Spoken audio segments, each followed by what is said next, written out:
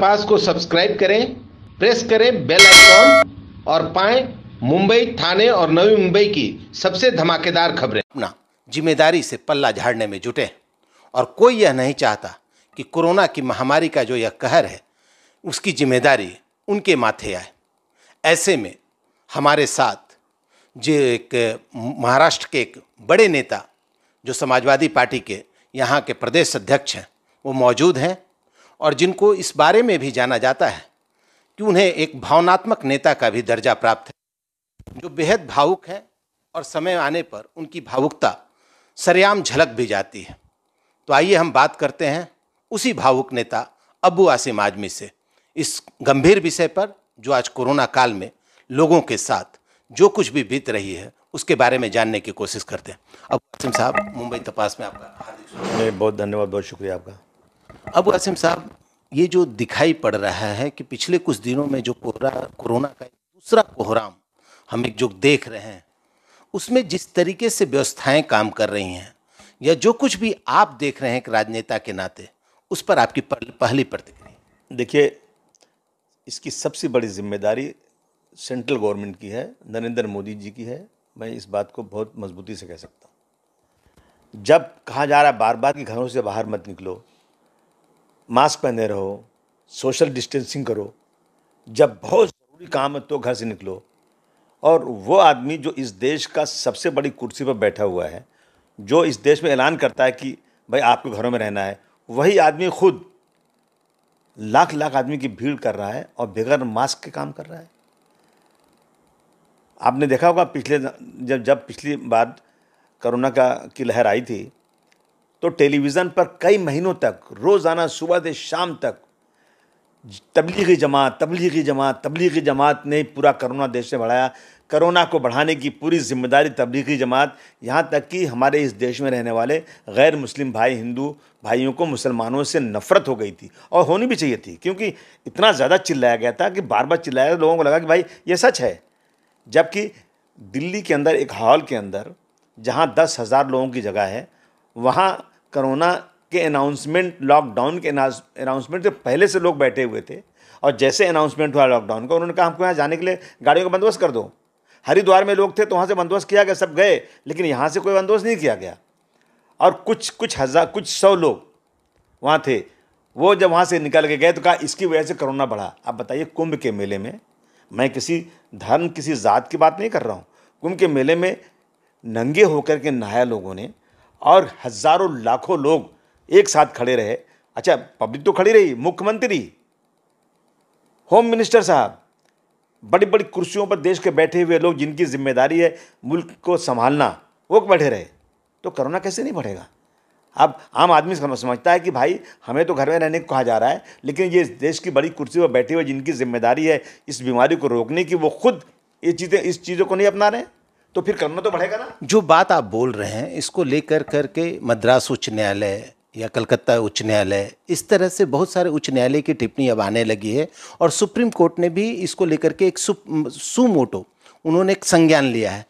ऐसे में आप न्यायालय के इन निर्णयों को या न्यायालय के ये इस तरह के लिए गए डिसीजंस को आप किस रूप में देखते हैं? नहीं, जिस तरह से एक आम आदमी सड़क पर जाता है, उसको पुलिस पकड़ के मारती है, उसको जेल भेज देती है, उससे फाइन मारती है, तो क्या जो ये लोग बैठे हुए हैं जो रैलियां कर रहे हैं, प्रधानमंत्री हो गए या जो होम मिनिस्टर साहब हो गए, क्या इन पे फाइन लगी? क्या इनको जेल भेजा गया? क्या सुप्रीम कोर्ट ने कोई कहा क्या कि इनकी जो है जो इनको ओहदा मिला है, ये ओहदा इनसे छीन लिया जाए, ये इस काबिल नहीं है? अगर ये फैसला होगा तो मैं समझूंगा सही फैसला हुआ। अच्छा, ये बात बताइए कि जिस तरीके से आजकल ये देखा जा रहा है कि लोग इलाज के बिना अब दम तोड़ रहे हैं, लोगों को अस्पताल में जगह नहीं मिल रही है, लोग अस्पताल के गेट पे खड़े हैं लेकिन घंटों बाद भी उनको अस्पताल के अंदर नहीं जाने दिया जा रहा है। ऐसी स्थिति में आपको क्या लगता है, हम लोगों ने जो पिछले कई सालों से हम लोग मान लीजिए आज भारत आज़ाद है, क्या रहा कि आपको लगता है कि हम लोगों ने हेल्थ इशू जैसे एक इम्पॉर्टेंट इशूज़ पर किसी भी सरकार ने सही तरीके से ध्यान नहीं दिया? नहीं, बिल्कुल ध्यान नहीं दिया। देखिए, मैं जाता हूँ, इंग्लैंड जाते हैं हम, हर 20-25-50 किलोमीटर पे एक नए नए शहर हैं। जो इंग्लैंड, लंदन के अंदर जो फैसिलिटी है वही छोटी सी जगह पे भी फैसिलिटी है इलाज की। हमारे यहाँ क्या है, अब देख रहा हूँ यूपी में बेचारे आदमी लोग खड़े हैं बाहर, उनको जगह ही नहीं मिल रही है। और एम्बुलेंस में बैठे हुए हैं, मर जा रहे हैं, उनको ऑक्सीजन ही नहीं है। और जब हमारे यहाँ से मुख्यमंत्री आदरणीय उद्धव ठाकरे साहब बात करना चाहते हैं प्रधानमंत्री से कि साहब बड़ी सिचुएशन ख़राब है, तो कहा जा रहा है कि नहीं साहब तो बंगाल में हैं, अभी कुछ नहीं हो सकता, साहब को आने दी बात होगी, अभी कुछ नहीं हो सकता है। इस तरह की चीज़ें अगर होंगी जिनकी जिम्मेदारियां हैं, अब वही इनको इसको निगलेक्ट करेंगे तो ये सिचुएशन होने वाली है। बिल्कुल भ्रष्टाचार हमारे देश को खा रहा है।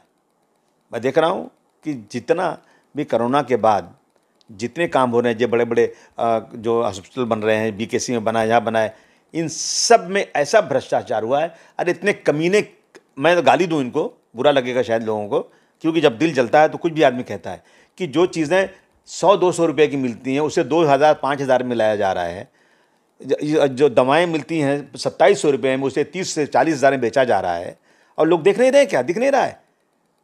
इसका कोई जिम्मेदारी नहीं है। अबू आसिम आजमी साहब, बेहद गंभीर आरोप आप लगा रहे हैं और लोग यह मान के चलते हैं कि अबू आसिम आजमी भी इस सरकार को मौन समर्थन, जो स्टेट में है उसको मौन समर्थन तो जरूर अबू आसिम आजमी का प्राप्त है। ऐसे में ये एक बेहद गंभीर आरोप है। क्या आप अपने ही मन के समर्थित सरकार पर यह दोषारोपण करें? बर्बाद गुलिस्तां करने को बस एक ही उल्लू काफ़ी है। हर शाख पे उल्लू बैठा है, अंजाम गुलिस्तां क्या होगा? मैं क्या करूं? पूरा निज़ाम ही ऐसा बना हुआ है। मैं जब पहले एमएलए बना तो मैं जब गया अपने मानू को शिवाजी नगर, लोगों ने कहा कि इस गली के अंदर आसिम भाई एक शेड बना दिए छोटा सा, ताकि यहाँ पे लोग जो हैं छोटा शादी ब्याह मरने जीने पे लोग इकट्ठा होकर इसके साय में रहें। तो मैंने कहा बना दूंगा। तो मैंने जब कहा तो 5,65,000 रुपया मेरे को सरकार की तरफ से जो बनता है महाडा का, उसका बोले इतना रुपया लगेगा।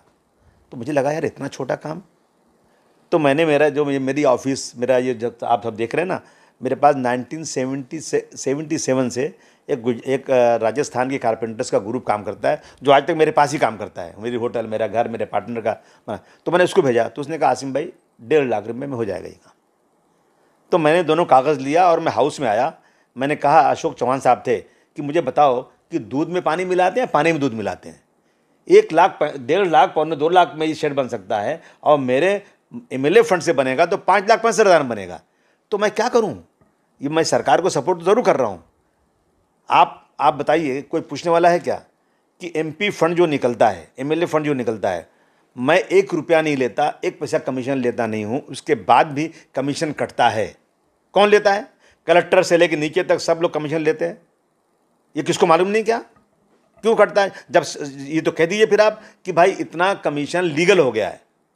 मुलायम सिंह जी ने जब उत्तर प्रदेश में आजमगढ़ में गन्ने की एक मिल का उद्घाटन किया, तो उन्होंने कहा कि देखो मैं इतना 1,000 करोड़ यहाँ हम दे रहे हैं, लेकिन देखो भाई तुम लोग जो है ना, जो कमीशन लेना हो लेना, ज़्यादा मत लेना। क्या मतलब इसका? यानी आम हो चुकी चीज़ें, ये चीज़ें आम हो चुकी हैं कि कमीशन लेना है।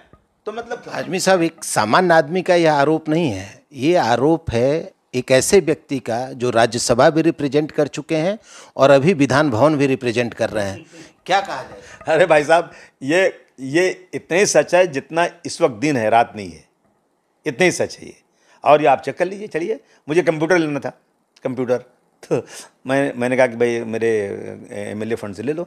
तो कहा 40,000 है, 50,000 लगेगा। तो बाहर कितने मिलता है? 20-22 हज़ार मिलता है। क्यों भाई इतना महंगा क्यों? तो ये हालत है, क्या करेंगे आप? मैं सरकार को सपोर्ट कर रहा हूँ, इसलिए कर रहा हूँ कि जाऊँ तो किधर? एक तरफ गड्ढा है, एक तरफ तालाब है, एक तरफ मरना, एक तरफ जो है घायल हो जाना है, हाथ पैर टूट जाना है।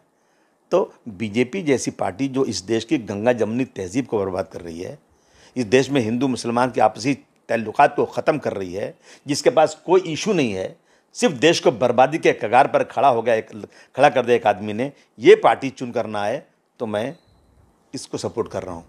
मेरी बात नहीं सुनी जाती, नहीं मानी जाती, फिर भी सपोर्ट करूँगा। क्यों? कि बीजेपी ना आने पाए।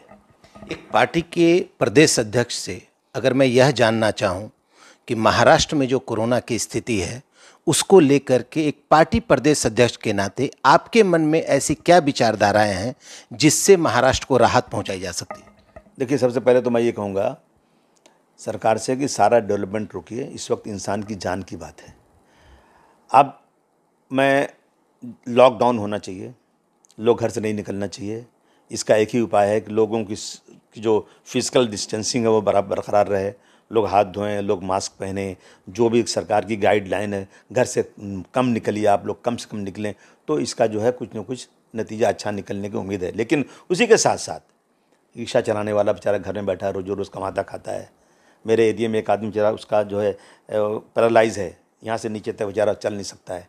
वो बेचारा एक जगह बैठ के पापड़ बेचता था, 50-60 रुपया, 100 रुपया, 200 रुपया उसको कमा लेता था। पुलिस ने डंडा मार दिया उसको, चल निकल यहाँ से, पापड़ नहीं बेचना, वो घर में बैठा है, कहाँ से खाएगा वो। इस तरह के लोगों को खाने के लिए, जीने के लिए सरकार को बंदोबस्त करना ज़रूरी है। चाहे सरकार के पास पैसा हो या ना हो, कुछ भी करो, सब डेवलपमेंट बंद करो, कोई सड़क मत बनाओ, कोई ब्रिज मत बनाओ, इंसान की जान की कीमत तो है ना। ये सरकार को कहीं ना कहीं से करना चाहिए। लोगों को बिजली की बिल माफ़ नहीं कर रहे हैं, बढ़ा के ले रहे हैं। कोई भी स्कूल की फ़ीस सब मांग रहे हैं, चाहे स्कूल बच्चे जाएं या नहीं जाएं। अच्छा, अगर स्कूल वाले फीस नहीं मांगेंगे तो टीचर को तनख्वाह कहाँ दी जाएगी। तो सरकार को इन्हें लोन देना चाहिए विदाउट इंटरेस्ट, कि जब हालात सुधरेंगे तो धीरे धीरे दे देना आप। जो मजदूर बेचारे बाहर से आए हैं, जिनके पास कुछ नहीं है, रोज़ कमाते खाते हैं, उनके जीने और रहने के लिए सरकार को बंदोबस्त करना ज़रूरी है। ये होगा तो मुझे लगता है कि कहीं ना कहीं आगे ये बीमारी कम हो सकती है, नहीं तो ऊपर वाले की मेहरबानी पर जिंदा है हम लोग। अच्छा, एक बात बताइए कि जिस तरीके से आज ये देखा जा रहा है कि हॉस्पिटल को लेकर के या स्वास्थ्य व्यवस्था को लेकर के ये माना जा रहा है कि करीब करीब भारतवर्ष की सारी राज्य सरकारें और केंद्र सरकार फेल्योर दिखाई दे रही है। ऐसे में हॉस्पिटल की व्यवस्था फ्यूचर में अच्छे तरीके से काम करे, अच्छे तरीके से उसका रनिंग हो और लोगों को कम से कम इलाज के बिना दम न तोड़ना पड़े, इसको लेकर के आपकी सलाह? देखिए, सबसे बड़ी चीज़, हर चीज़ में भ्रष्टाचार है, बेईमानी है। सरकार ने जो नियम बनाती है ना, सरकार ने कह दिया भाई यहाँ पे जो इलाज होगा इसका पैसा सरकार पूरा भरेगी, जाओ। वो क्या हो रहा है कि एक तरफ सरकार पैसा तो दे रही है, दूसरी तरफ ये लोग ना बिना इलाज के पैसे कुछ ना कुछ करके ले रहे हैं। सरकार कह रही है कि गरीब SC ST को पढ़ाने के लिए हम पैसे देंगे, तो कई हज़ारों जगह पर ऐसा हुआ है कि स्कूल में एडमिशन ही नहीं हुआ, कागज़ पर एडमिशन हो रहा है और पैसे खर्च हो जा रहे हैं।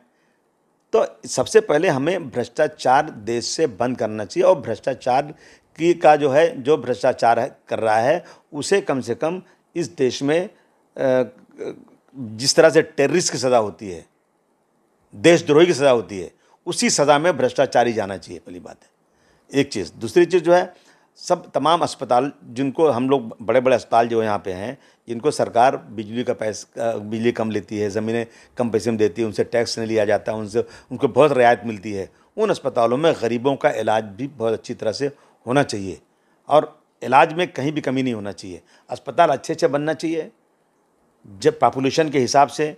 जिस तरह से दिल्ली में देखा हमने, दिल्ली सरकार ने एक जो है महिला क्लिनिक शुरू किया, वहाँ हो रहा है।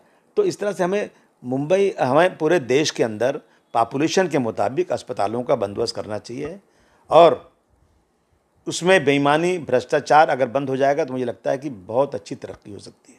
एक बात और आजमी साहब, अभी आप हाल ही में नवी मुंबई गए थे और नवी मुंबई में आपने यही एक डिमांड किया कि हॉस्पिटल और स्कूल्स को जो है वो क्वालिटी एजुकेशन के साथ साथ एक तरह से सस्ता एजुकेशन, सस्ता हेल्थ सुविधा जो है उसकी आपने डिमांड की थी। कहाँ तक पहुँचा है वो मैटर? देखिए, हमारी पार्टी का एक नारा है डॉक्टर राम मनोहर लोहिया जी का, कि दवा पढ़ाई मुफ्ती होगी, रोटी कपड़ा सस्ती होगी। दवाई, पढ़ाई, रोटी, कपड़ा, इन चीज़ों पे लोगों को कम से कम मिलना चाहिए। नई मुंबई में जब नई मुंबई बना तो वहाँ पे बहुत सारे नियम बनाए गए थे, और वो नियम ऐसे थे कि जिसको देख के लगता था कि हाँ, गरीब का भी यहाँ पर इलाज होगा, गरीब की पढ़ाई भी होगी। जिसे कहते हैं कि वो भी डॉक्टर राम मनोहर लोहिया कहते थे कि जहाँ महारानी का बेटा पढ़ेगा वहीं मेहतरानी का बेटा भी पढ़ेगा, तब इस देश में इक्वलिटी आएगी। तो इसी तरह से बना था वहाँ पे कि वहाँ डोनेशन नहीं दिया जाएगा, सबको जो है इक्वलिटी वहाँ पे होगी, स्कूल में सब बच्चों का दाखिला होगा। बहुत सारे नियम बने हुए हैं, और उसमें जो गवर्नमेंट के ऑफिसर्स जो हैं इन जगहों पर मेंबर बनेंगे और सब देखभाल करेंगे, लेकिन सब कुछ नहीं, सिर्फ कागज़ पे पड़ा हुआ है। तो मैं गया था, मेरे पार्टी के अध्यक्ष लोग मुझे ले गए थे वहाँ पे, मैंने वहाँ के चेयरमैन से बात किया था। तो चेयरमैन साहब ने कहा कि देखिए, मैं अभी हर चीज़ को मैं अच्छी तरह खुद नहीं जानता हूँ, क्योंकि मैं नया यहाँ पोस्टेड हूँ। तो उन्होंने एक ऑफिसर का नाम दिया कि उनके पास जाइए, सारी शिकायत कीजिए, फिर हम उस पर देखते हैं। लेकिन उसका ये लगा हुआ है, फिर कोविड आ गया है, निकलना मुश्किल हो रहा है, अब मैंने फिर पूछा नहीं कि उनकी मुलाकात हुई कि नहीं हुई, क्या हुआ, लेकिन इन चीज़ों को मैं अब की बार असेंबली खुलेगी तो मैं ज़रूर इसको उठाऊंगा। तो ये थे हमारे साथ अबू हाशिम आजमी साहब, जो यह मान कर चलते हैं कि भले ही कोरोना काल में आज यह महामारी देश में दिखाई दे रही हो, लेकिन देश की सबसे बड़ी महामारी का नाम है भ्रष्टाचार। और जब तक इसको रोका नहीं जाता तब तक महामारियां चाहे कितनी भी आएँ, लेकिन इस देश को अगर दीमक की तरह कोई चाटने में सबसे ज़्यादा माहिर है तो वह है यहाँ का भ्रष्टाचार, और इसे रोका जाना बेहद ज़रूरी है।